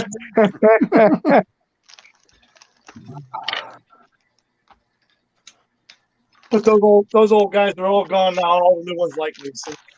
Yeah, they were. I mean, I think growing up in Coppell, I think I remember two police officers. The one guy retired in the early '80s, and then Vince took over, and he was there until he died. And then since then, that little town has had more part-time police officers than I think I have underwear. There's every time I visit my mother, there's always a different cop in the office over there. Hey, you guys' opinion, who has the best videos on YouTube about using these? I have these Dave Details little pastel chalks, I guess, or whatever they are for detailing. Who has the best video on how to use them? I have no idea. No idea. No idea. No clue. I'm wondering who that does it. I'm gonna have to look on it. See. I gotta detail some of these cars. They look too shiny new. Well, you know what I do is something easy. You know, spray some dull coat on it. If you're using pastels, put some dull coat on it. So you have some grit and you have some grit, something for the pastels to bite on. Then just take an X-Acto knife or a sharp blade of some kind. If they're not already in powder form, I scrape the pastel chalks into a little tin. Go get a brush. You know, sometimes I steal my wife's makeup brushes, and I went and got all the necessary stuff, but I just don't know how to use it yet. just brush it and dab it on. I mean, there's no science to it. I see some of these detail cars with the rivets are just rusted out. There's streaks coming down the car. It looks great. Well, what you need to do is get some pan pastels, get some brown colors. They even have weathering colors. Yeah. Get a makeup sponge and go in and start at the top of a covered hopper, say, and just start streaking down lightly. I mean, you'll get some nice rust effects. Just dab it like you would sponge paint a cloud. I'll do it on a junk car first. Oh, yeah, practice. And then when you're done, get some dull coat, seal it up, and be done. I have the dull coat. I have the paints. I have a whole bin of acrylics, thanks to my wife. Yeah, I stole my wife's acrylics, too. I used to do clinics at the Model Railroad Club that I belong to. Not the one that I grew up with, but the Clarion Model Railroad Club in Clarion, PA. And I did wheel sets, how to rust paint the wheel sets to look old. And then I also did new wheel sets with a blue dot at the end for blue roller bearings. And but we never videoed anything. That was, back in the late 90s, early 2000s. We never videotaped anything. But once I get my stuff here and in the next month or so, I'm going to set up a demo table. I'll shoot some videos. I may do a live session of weathering. When I give clinics at the local Anna Marais, I did some in Pittsburgh for the Anna Marais there. I did some up in Erie. Once this COVID mess is done, Erie is supposed to do a regional Anna Marais thing, and I'm lined up to do a couple clinics. Doing wheel painting, coupler painting, and different things. That's funny. Here in Pittsburgh, they still had the home and garden show during the damn pandemic thing. Well, I went there a couple years ago. I went to see what kind of G-scale layout some of these things had. They do have a couple. They do have a couple. They always put them out there on the riverside. Yep. Good night, Chuck. Good night, whoever's leaving. Chazco's leaving. Good night, Chaz. Well, he's leaving early because the module came. They're probably getting mad though because we're not reading the chats or replying to them. When I couldn't get in here, me and I can't see it. I can't see any of the chats. So. Oh, I saw your chats. I put up the link again. It's your problem. Heath did it. Yeah. Yep. When I clicked the link, he put it up. When I clicked the link, it took me to Discord. I don't know who put that up. It took me to Discord. And I was like, where the heck is the room? Where the heck is the room? And finally I went back in because I'm like, Scott, I can't do both things at once. Because I'm doing from my phone. And he said, no, it's the one we're on now, the SoundCloud or whatever the heck it is. And StreamYard. StreamYard, he put up the link and I got right in. I'm like, or you put up the link, I got right in. Oh, you were looking at the Discord server. The Nightbot put up a link to the Discord server. Yeah, that's what I tried to get into. That bot needs shot.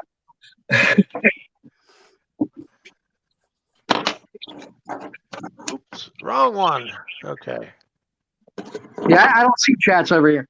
Yeah, if anybody has any technical questions, go right ahead. Don't ask them. We'll be here all night. Right, well, listen, guys, we've been on here for almost 2 hours. I'm getting off of here before I get myself in trouble. Yeah, let me get going too. Thanks, Tom. Yeah, no problem. Yeah. Debbie's down there watching TV right now. She's wondering when I'm going to get off of here. Oh, you've been off for 2 weeks, so you know. Yeah, He's making up for lost time. Yeah, I got to make up for lost time here. We too got the excuse. We've been on everybody's channel every night for the last 2 weeks. So yeah, really. Who's following who, Frank? Yeah, I don't know. Every time I'm talking, you're there. Oh. No, I've been helping a guy up in Erie. He's retiring soon from a. He used to repair overhead cranes for the past, I think, almost 40 years. But so he's been all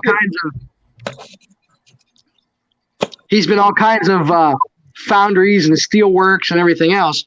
But he just got a Raspberry Pi. He got JMRI downloaded on it. I was on the phone with him a couple weeks ago for a couple hours walking him through it. And we're going to try remote ops here in a couple weeks. And I'm down here in Zillionople, and he's up there in Erie. Actually, Tom, he lives right off of 79. As soon as 79 ends up in Erie, that's where he lives. Oh, yeah? All right. And so we're going to try and do remote ops and see how that goes. I know a lot of people have been doing it, but a lot of people have been having issues because a lot of internet service providers block ports, and you have to have certain ports open in order to do remote anything on a computer, whether it be remote ops or just remoting to someone else's computer, whatever. So a lot of people have, run into that situation where the internet providers block all the ports and they can't do anything. So remote ops is out of the question for some of these people, but a lot of them don't realize that. And then there are some services out there you can actually purchase per month to do virtual private networking and set things like that up and different things in order to do that. And sometimes you have to call your internet provider and ask them if they're nice to unblock certain ports, because the normal ports they block are port 80, 21, 22, 23, 25, 110, and so on and so forth. But if you get a higher port, like up into 3000s and 4000s, they really don't care about that because no important computer service runs on those on those ports. Right. So, but anyways, but a lot of these companies, I mean, I understand that it keeps their DOS attacks down to a minimum and all that. But so I used to, when Stargate used to be an internet provider up in Pittsburgh, they did computer co-location, and I used to have a server on Stargate, and I had back then blazing fast ISDN service. And then when they upgraded their dedicated, they got into the megabyte services. And then, that was before like your major T1s and then your everything else that was out there. But now blazing fast internet's nothing. I remember Stargate. It was a good movie. It was a good series too. Yeah. I liked all three of them. Yeah. Well, gentlemen, have a nice night. Talk to you later. You too. All right, Dave. Thanks for stopping by. Dave, you're still here? Yeah, I'm still here. He's a fly on the wall. We get a hello and we get a goodbye. I don't know what happened in between. There was a few in between. He fell asleep. No, not this time. You're good, Dave. No problem. Have a good one. Yep. All right. What time is it anyway? Going Holy cow, it's 9:57. almost 10 o'clock. My goodness. We're hitting It's that time 2 hour for a mark. flogging. It's time for a flogging. I think Heath already left. There's no flogging tonight. No, his girlfriend was already in bed, so she went to bed early tonight. Oh boy. I guess Heath may be doing a live stream at the end of the week to run that new engine that he got from the side show crew or sidetrack crew. Sidetrack. Yeah. It was more like a sideshow last night, let me tell you. Well, I missed. Well, I saw Rick's video from last night, and that's about the only one I've seen in about the last 2 weeks. Oh, I'm honored. Out of all the YouTubers, you picked my video. I know it just popped up there on the subscription thing. Tom said, went, "Oh." This one's the shortest amount of time. I'll do that. Well, we last night and the night before we got into on the subject of strip. They were doing bingo. We were doing strip bingo and whiskey and everything. Oh yeah, I saw it. That was on Crossed Anchors. I popped in on that for about 30 minutes. Yeah, I saw that. It went downhill fast. Oh. And I can honestly say I didn't start it, but I sure joined in. Oh boy. Oh. Yeah, but the model railroading crew is a good community. I miss the what was it, the Google community or the Google groups that did the video. You remember that, Tom? Oh yeah, on the Hangouts. Yeah. They're still doing the videos, but they're on. They're cutting the call service now. They're on up here. You mean the Model Railroaders Live and stuff like that? They're still doing that. Yeah, they're still on there. The Google groups or the community or whatever, they're still on there? Yeah, the Model Railroader Live. You talking about that group? I think, or what the group was Arduino for Model Railroading. That's the one group. Are they still doing it? No, they quit after about 10 episodes on there. Because I think they're doing a lot of other stuff now. Yeah, I think that group, that Google group, is where I first saw one of your videos, and then that's how I got onto your YouTube channel. Oh. I think you had one of your videos on there, or someone did. I see. And that's how I got over to you, because a lot of stuff, I used YouTube for quite some time, but it wasn't, it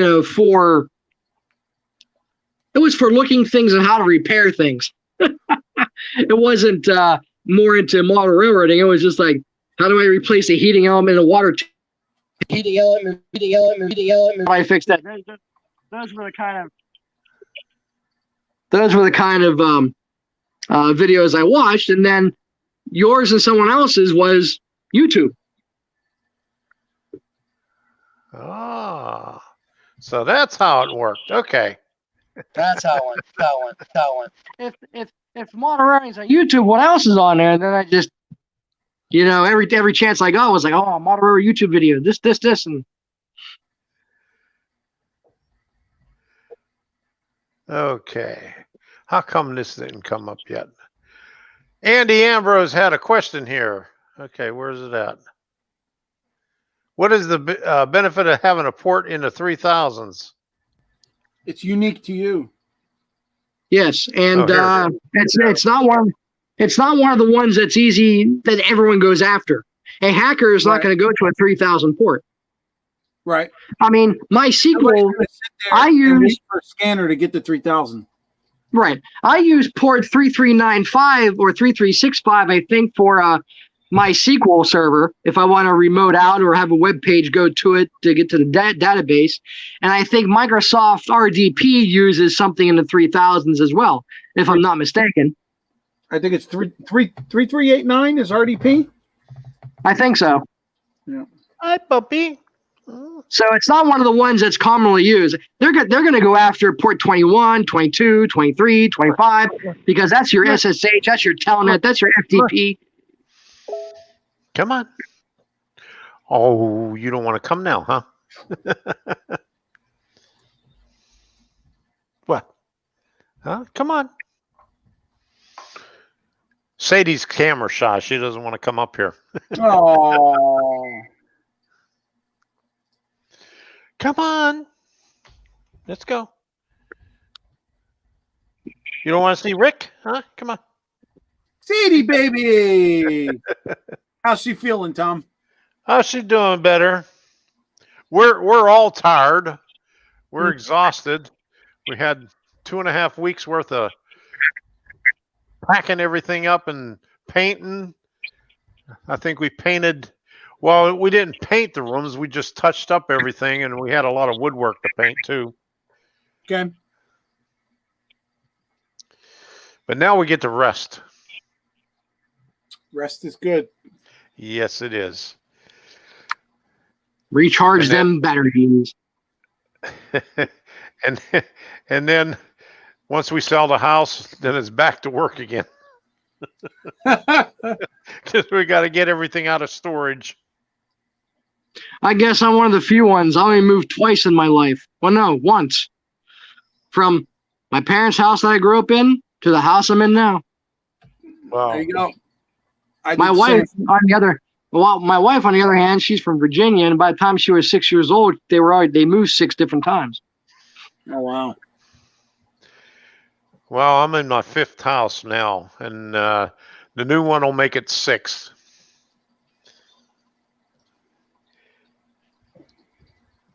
I'm an experienced packer. I could pack a U-Haul truck in no time. UPS would love you. Come on. Yeah, these delivery companies don't know how to do stuff. I remember years ago when I had gotten a second job, night job, working at UPS just for a little extra money. And, you go through the whole interview process and whatnot and all that. And then when I got into the second interview, the guy asked me, he says, when you were younger, did you have a Nintendo or a Game Boy? And I said, yeah. It's a pretty odd question to ask. He said, how good were you at Tetris? Yeah. And turned out I was pretty good. And they loved it because that's exactly how you have to pack trucks. Yep, like Tetris, that's for sure. Yeah. And no space is wasted. Not at least not UPS. FedEx, different story.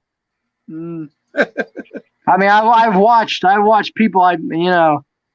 I've been in distribution centers working on computer equipment before I was on the railroad, and let me tell you, there is you see packages that say "handle with care." Oh yeah, they better never put that. No.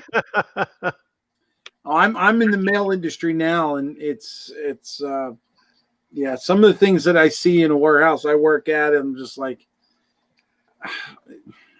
I wonder how we still have customers sometimes. Oh yeah. Oh yeah.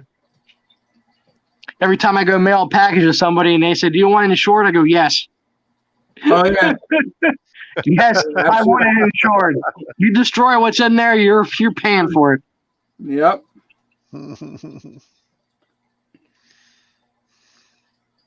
Absolutely. Well, I think I'm going to end it here. It's been a couple of hours, and it's about time for me to go to bed. And Sadie's over here bugging me.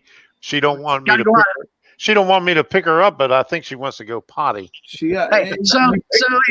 if the HOA wants you to haul around the dog poop, what about the dog pee? That's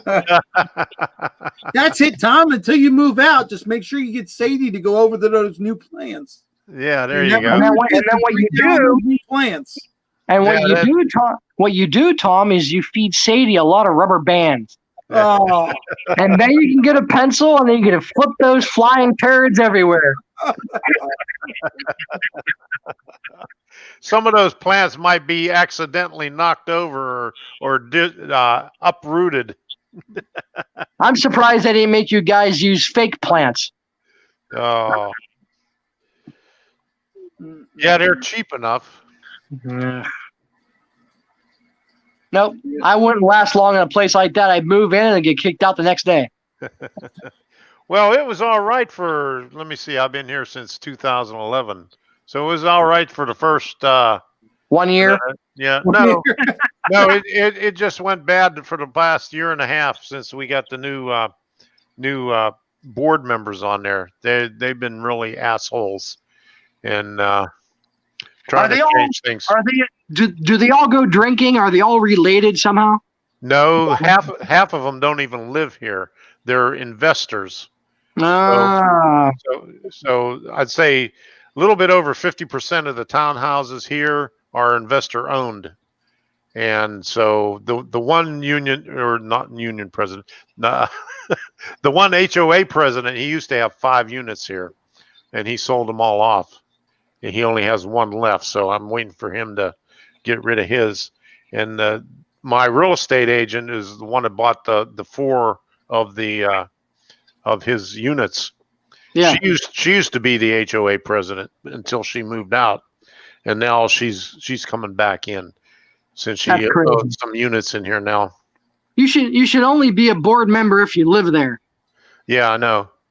Yeah, that's what I said, and I got kicked off of the Facebook page when I complained to them, complained about the investors, not being here, and trying to make everything bad, and they gave me a 30-day timeout on the group. Who cares? Who cares? Who cares if you're an investor? If I was an investor, I would only care if I got an ROI. That's it. Let somebody else run it. Yeah, that's crazy. Oh well, Tom, keep us updated and go from there. Yeah, definitely. Yeah, I got to check to see if she listed it already. They were here for almost 2 hours taking pictures, so I don't know how many pictures she took, but it's her son that's taking the pictures, and he says he's pretty good with Photoshop. So he can make anything look good. Oh. So is your place ready to go then now, Tom? Yeah, we're ready to go. After that guy photoshops all the pictures. Yeah. Yeah. That's it. Yep. Look at this we got this thing cleared out. I mean, there's nothing in here. I mean, just the bare minimum. In the train room right here, I got my desk and a computer. In the computer room, there's nothing in there but a futon. In the bedroom, we got a dresser and a bed. And in the living room, we got 2 couches and Debbie's computer down there, and that's it. The dining room table. Half the stuff that was in the kitchen is gone. It's in storage. In fact, we got plate. Yeah, we got plates. In fact, when Debbie started packing Debbie started packing things up, she packed up the silverware. We had to go to Bed Bath and Beyond and get some silverware. Oh God! All plastic. I would have went to the dollar store and got plastic stuff. Throw it away. Plastic utensils. Yep. And then when I was done with it, Tom, I would put them all in a garbage bag and leave it in the back room for the HOA. There you go. Well, I got my money's worth out of the dumpster. I mean, we dumped a lot of stuff into the dumpster almost every day. There you go. And that's good. And the other stuff went to Goodwill. So they know Debbie pretty well because she made like 2 to 3 trips to Goodwill every day. No, that's good. That's good. Yeah. So can't wait to get out of here. Get away from the HOA. And but some of the places that we looked at have HOAs, and some the HOA fee here is like $650 a quarter, and we don't get anything out of it. And some of the places we saw up in Sebring, it's like that's the investment fee. Yeah, $8 a month or $8 a year. Some of them is like $64 a year, so it's not that bad. I think the highest one that we seen was $600 a year. So not bad. As long as they work for you, not against you. Yeah, yeah. As long as you don't have any assholes in there that misinterpret the bylaws. Yeah. Mm-hmm. All right, so I don't know how many we got in here right now, but let me see. What's it say here? We got 11 people, 17 people in here. Okay, so Oh, you started with 60. So we're going to end this thing up. I want to thank everybody for stopping by. I want to thank all the guests for stopping in here and say hello to everybody that I haven't been saying hello to for the past 2 weeks. So good night, everybody. We'll see you. And See ya.